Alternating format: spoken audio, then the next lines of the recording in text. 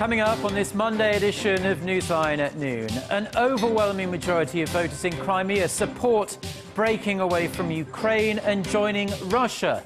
The United States and the EU call the referendum illegal. Following North Korea's launching of 25 short-range rockets over the East Sea, Seoul and Washington urge Pyongyang to stop further provocations. Plus, will the leaders of South Korea and Japan meet next week in The Hague? The presidential office in Seoul says Tokyo must first take sincere steps to solve historical issues. These stories and more on Newsline at noon.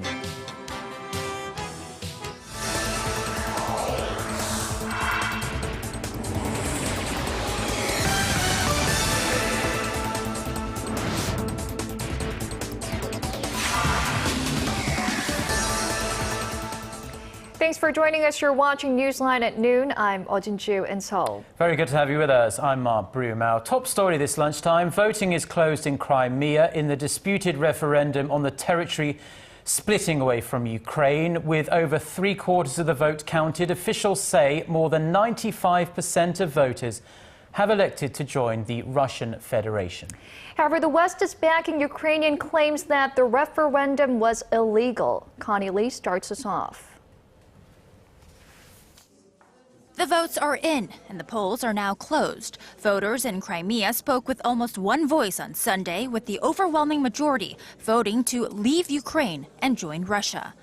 Around three-quarters of the ballots have been counted, and officials say that some 95.5% approve of splitting away from Ukraine.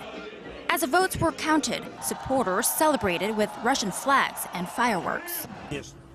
Fantastic. Of course, I support it. It's the correct decision. And here we also want to hold a referendum and become a part of Russia because people already are fed up.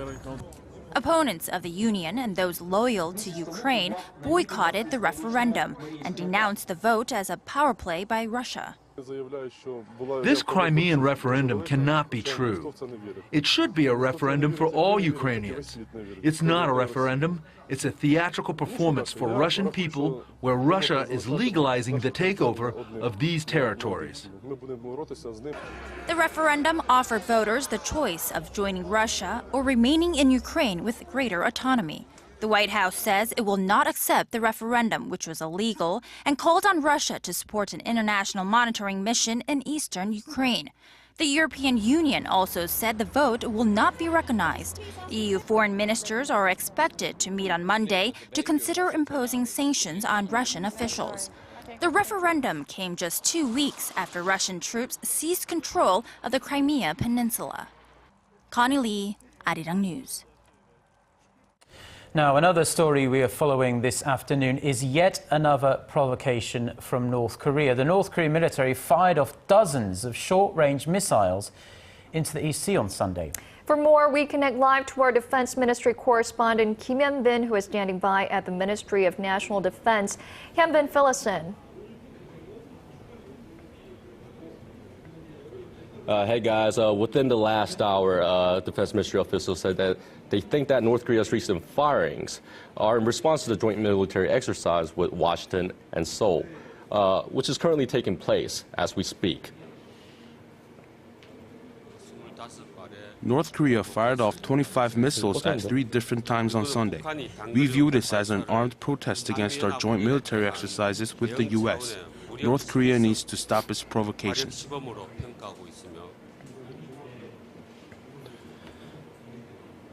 The U.S. State Department said Sunday that it is well aware of the missile launches and urged North Korea to stop its provocations, which it said are escalating tensions on the Korean Peninsula.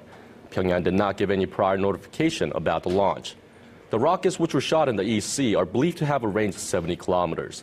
They were launched between 6:20 p.m. and 9:32 p.m. Korea time from a location near Wonsan along the East Coast. Experts say it's not unusual for North Korea to test fire missiles, but it's unprecedented for the regime to fire off so many in one day. Experts say officials in Seoul believe the rockets were Soviet-made surface-to-surface frogs, which lack precision but are very powerful. The missiles can carry a 550-kilogram warhead and are capable of delivering high explosive nuclear or chemical warheads. The South Korean military and the U.S. have strengthened their surveillance and are urging the North to stop heightening tensions in the region. As I mentioned, this is just the latest in the series of launches. Over the last few weeks, North Korea has test-fired 6 Scud missiles along with 11 rockets from multiple rocket launchers. So, Hyun-bin, officials in Seoul believe this frantic activity of test firings is linked to North Korea's disapproval of the joint drills between Seoul and Washington, as you mentioned earlier. Yes, the Defense Ministry says the firings are most certainly against the joint military drills, which started late February and will run through mid-April. Seoul and Washington say the drills are purely defensive, but Pyongyang routinely condemns the drills and calls them a rehearsal for invasion. These latest rocket launches also came just 2 days after Pyongyang threatened to demonstrate its nuclear deterrence. Those comments seem to be a firm indication North Korea may be preparing a 4th nuclear test in the near future. Back to you guys. Well, we certainly hope that isn't the case and these test firings stop once those joint drills end next month. Thank you very much, Hyun-bin. That was our Defense Ministry correspondent Kim Hyun-bin reporting on North Korea's test firing Sunday of 25 short-range missiles. Now, moving on, the parents of Megumi Yokota, who was abducted by North Korea some 40 years ago, met their granddaughter for the first time last week. The Japanese Foreign Ministry says Mr. and Mrs. Yokota spent time with their granddaughter, 26-year-old Kim Hae-kyung, in Mongolia from last Monday through Friday. The Yokota's daughter was abducted at the age of 13 to train North Korean spies in Japanese language and customs. Pyongyang claims she killed herself in 1994, but has not provided confirmation on that. Last week's meeting was arranged by the Japanese and North Korean governments during an informal conference held on the sidelines of the two countries' Red Cross talks. The North has officially admitted to abducting 13 Japanese citizens from 1977 to 1983, but hundreds more are believed to have been kidnapped. Now, following President Park Geun-hye's positive response to comments made by Japanese Prime Minister Shinzo Abe that Tokyo would uphold its landmark apology for wartime sexual enslavement, speculation has been brewing over a possible meeting between the two nations' leaders. But as our Choo-sun tells us, Seoul wants sincere actions, not just words, to improve ties.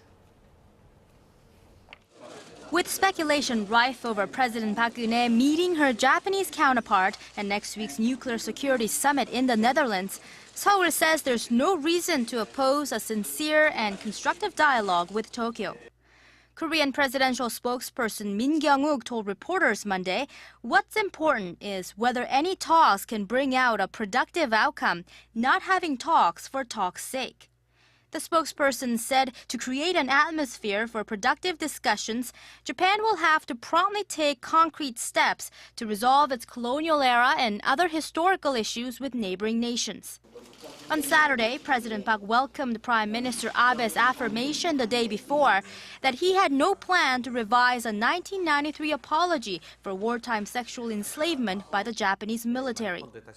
This after Abe's chief spokesperson last month said a special team will review victims' testimonies gathered for the apology known as the Kono Statement. Although it was the first time the Korean leader positively assessed Abe's comment on historic issues, consensus at the presidential office seems to be that Tokyo would first need to prove its sincerity. The Abe cabinet still intends to review how the Kono apology was made and denies women were forced to serve as military prostitutes. There, however, is a greater possibility for a three-way dialogue with Washington in The Hague.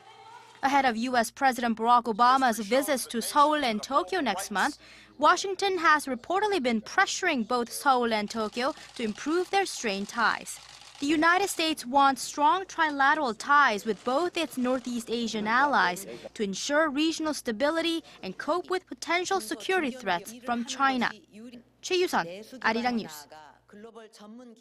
President Park, who embarks on a state visit to Germany next week, is widely expected to lay out her plans for the reunification of the two Koreas. Citing sources, Seoul-based NM News says the president could possibly deliver a message during her 4-day stay there.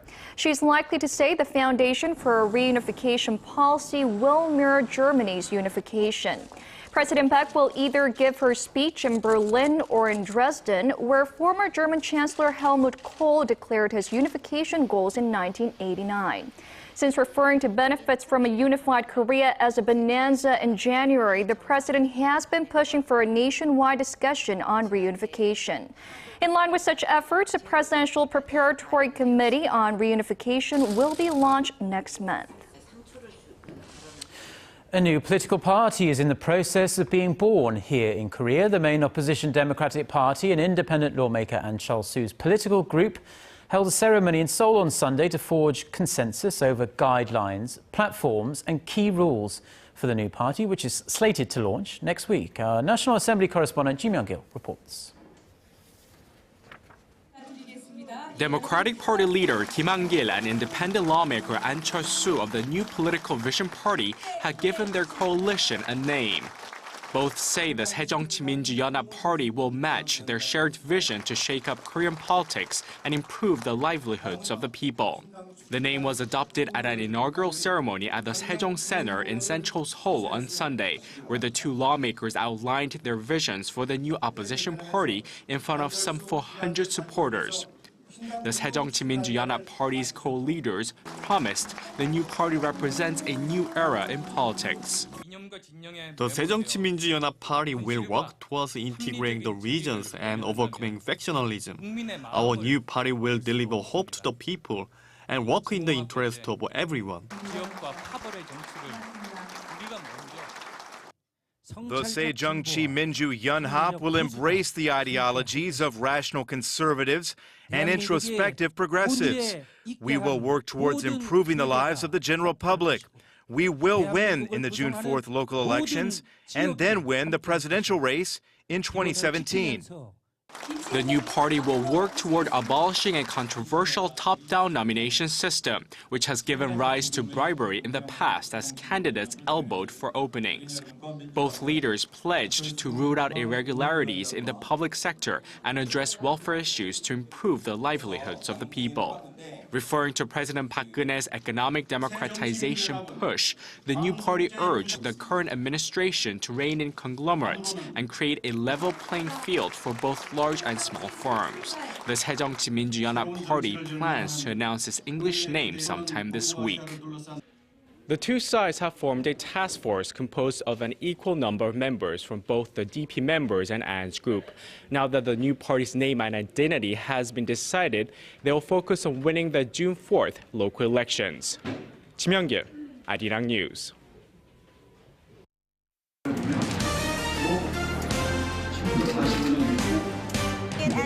Stay up to date on the latest news out of Korea. Connecting to our team of reporters about the issues that matter to Korea. On air, on your mobile, online. Find out more about Korea on Newsline at noon with Mark Broom and Jin-ju. I'm Jin-ju. Market researcher, strategy analytics, said Thursday that LG Electronics. China is stepping up efforts to modernize its military with the stated aim of becoming a digital military power. Beijing is expected to pour a third of its defense budget into developing and purchasing new weapons. However, as Kim Min-ji tells us, the move is expected to further increase military tension between the U.S. and China in the Asia-Pacific region. Type 052D destroyers, a class of guided missile. Type 054A frigates, a class of multi-role warship, and nuclear submarines. These are just some of the most up-to-date weapons China plans to buy or build this year. According to British military journal Jane's Defense Weekly, China is expected to spend $37.5 billion purchasing and developing new weapons this year. This is roughly 30% of China's defense budget. In line with plans to modernize its air force, China will purchase combat aircraft to enhance its counter-air ability. Earlier this month, China said it would increase its military budget by over 12% this year to almost $132 billion. With the introduction of a modern combat aircraft, China will be able to enhance its counter ability in case of a collision with enemy forces. China's move is seen to be spurred by its territorial dispute with Japan in the East China Sea.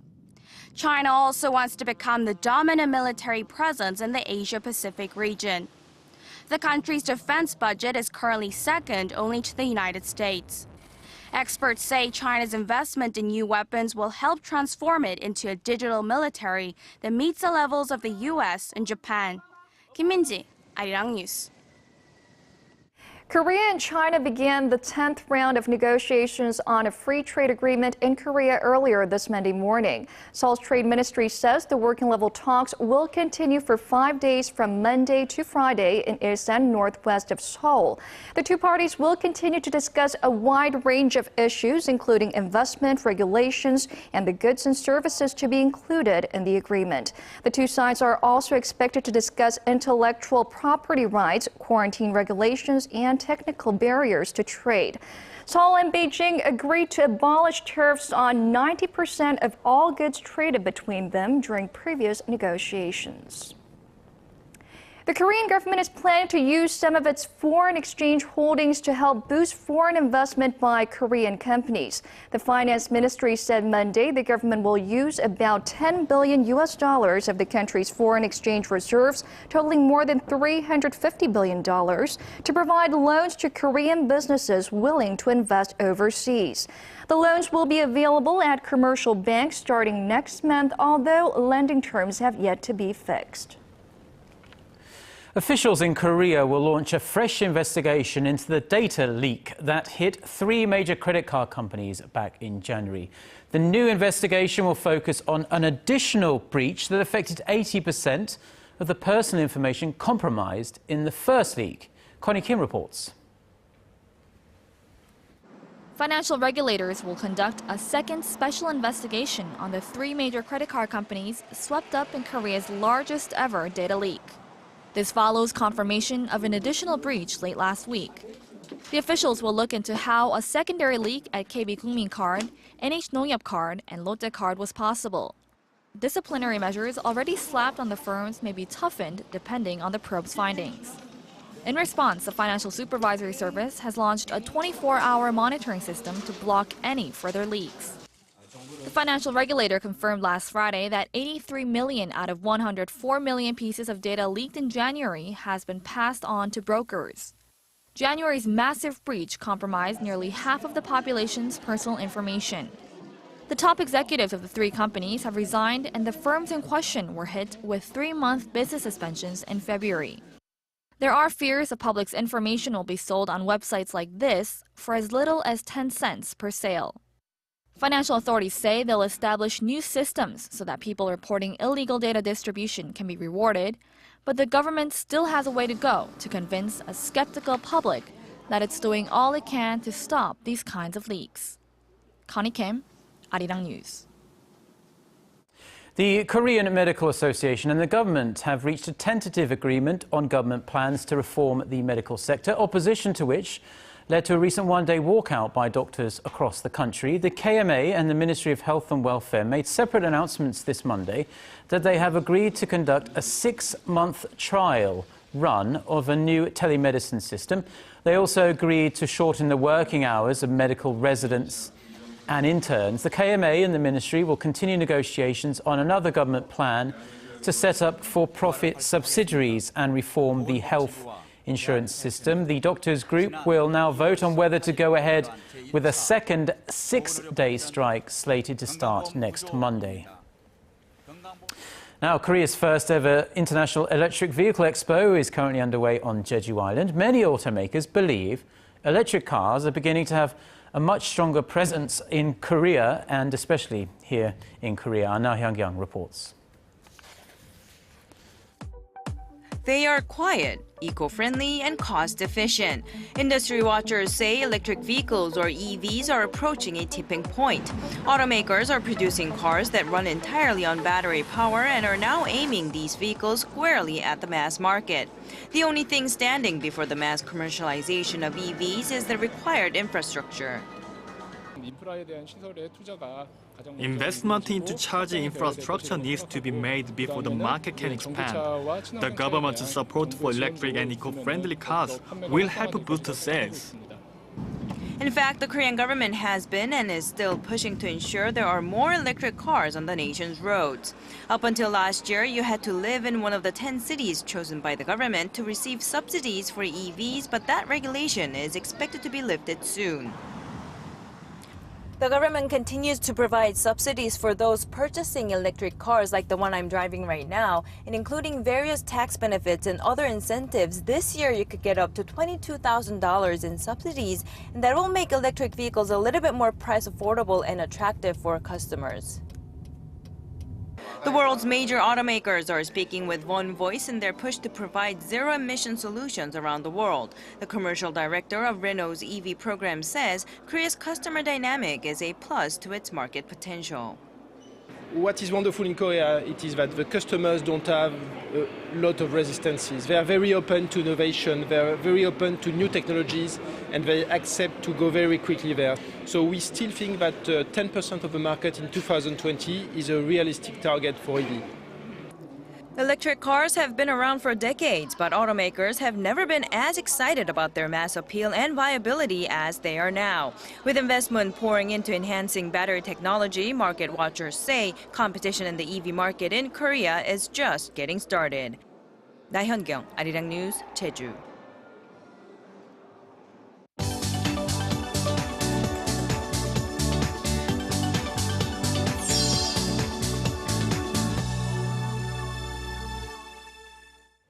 Now, dozens of countries are engaged in the search for missing jetliner Malaysia Airlines Flight 370 as investigators have significantly widened the scope of the search area.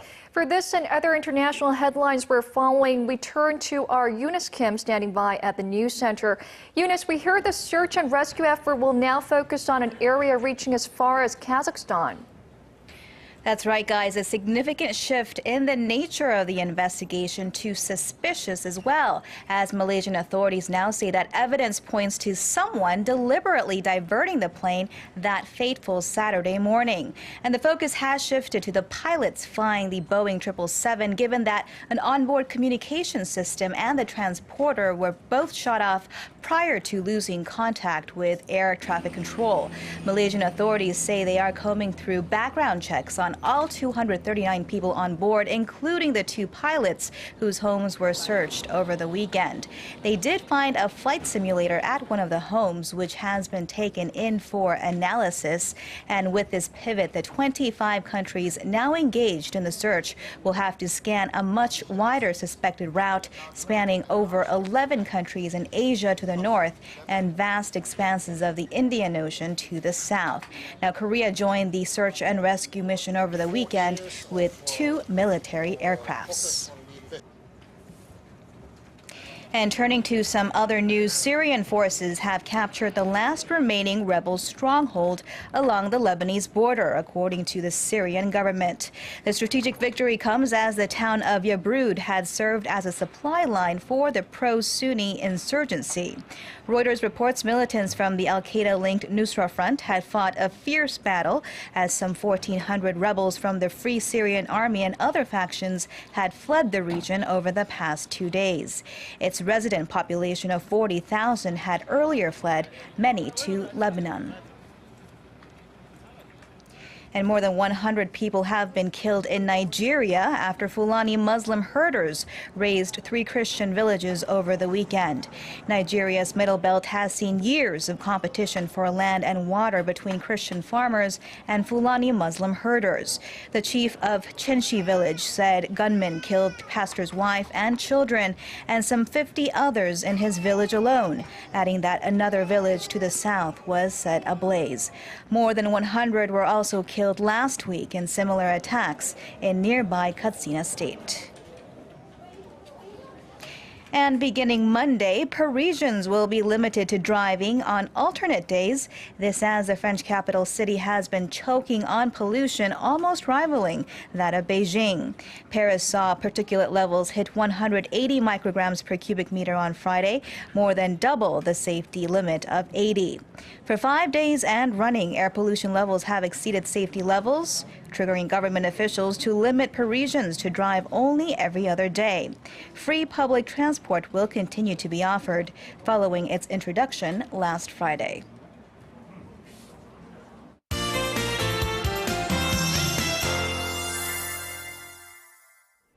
Well, the warming trend will continue today. The top temperatures in most regions will hover at around 20 degrees Celsius, but you'll need a small umbrella because we have rain in the forecast later in the day. The rain will start in the west later in the afternoon and then expand to other regions. So a relatively high level of fine and ultrafine dust particles should be washed away. Now, as you may have noticed, the temperatures we've had over the last couple of days were unseasonably warm, and today should be the warmest day of the month so far. The afternoon high in Seoul and Gwangju will be 18 and 20 respectively, while Daegu tops out at 21 and Busan gets up to 17. Now for other regions, down on Jeju will climb up to 18, Daejeon will rise to 20, while the top temperature on Mount Kumgang will be at 5 degrees Celsius. Now that's all for me today, and hope you have a wonderful rest of the day. Thank you very much, Jiyeon, and those are the stories we're following at this hour. Join us again for more updates on the day's headlines on our next newscast at 2 p.m. Korea time. And Jinju and I will be back again at the same time tomorrow. Until then, goodbye.